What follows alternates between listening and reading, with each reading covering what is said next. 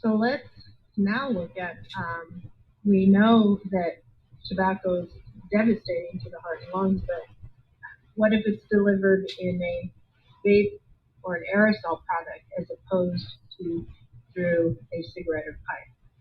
So remember, is it a gas, a vapor, or an aerosol? That was the last one.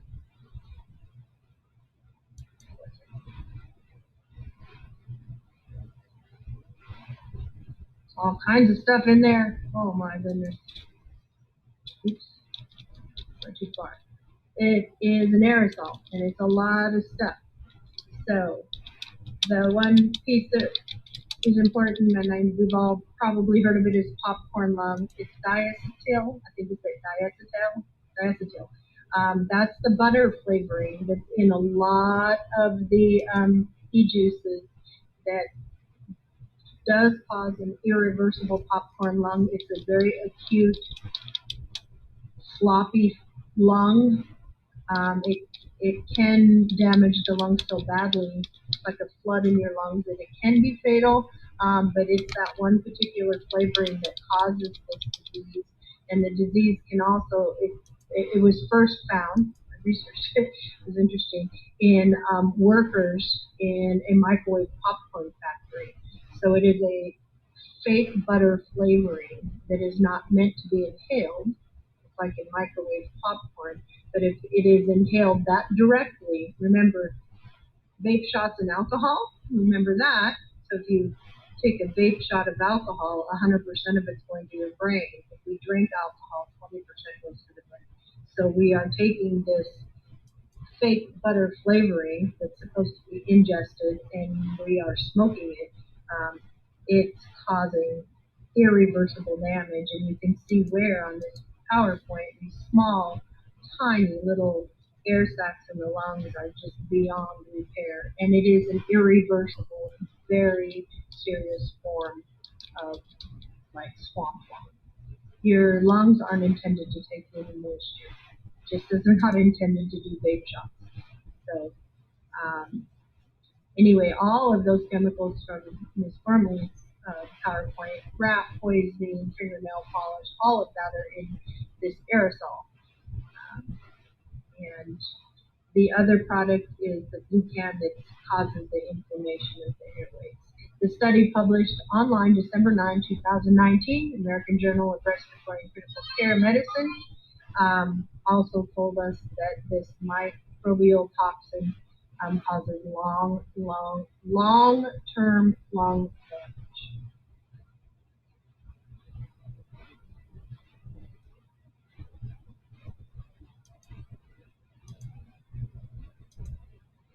So it's no fun in the lungs. No fun in the lungs. No fun in the lungs. I'm going to check out the Stanford notes here.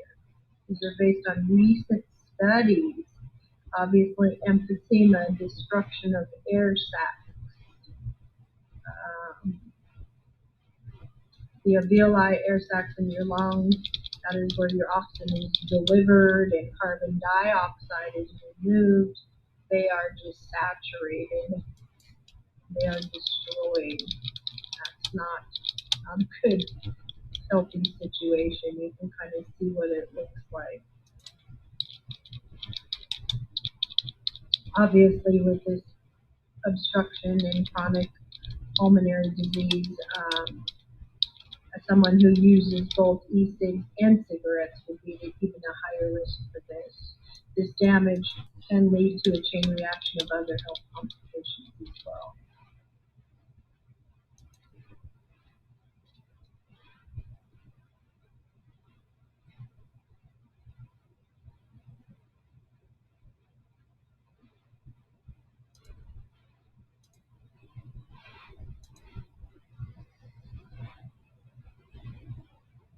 Anytime the lungs are affected in this way, it weakens a person's immune system, obviously, to other abilities to fight off harmful viruses and bacteria. Also, a hit to the heart. Using e-cigs, including projects such as will increase cardiovascular health, and the risks just keep piling up. Obviously, you're not able to deliver fresh oxygen. This is kind of what it looks like. The aerosol that's inhaled impairs blood vessel function.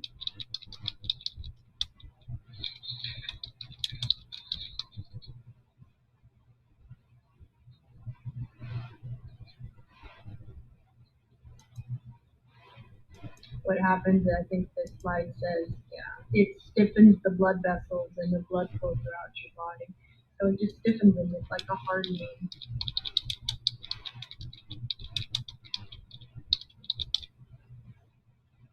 And there's an increased risk of blood clotting. But there's good news. I remember back in advocating for Teens Against Tobacco Use, the study showed that 8 minutes after the last cigarette, the body starts to repair itself. So that's good news about tobacco cessation. So risk goes down after the user quits smoking cigarettes or using a pod-based system.